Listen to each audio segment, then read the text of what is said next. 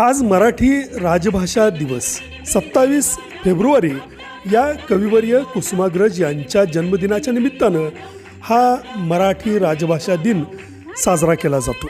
माझ्या मराठीची बोलू कौतुके, परी अमृता तेही पैजासी जिंके, ऐसी अक्षरे रसिके मेळवीन।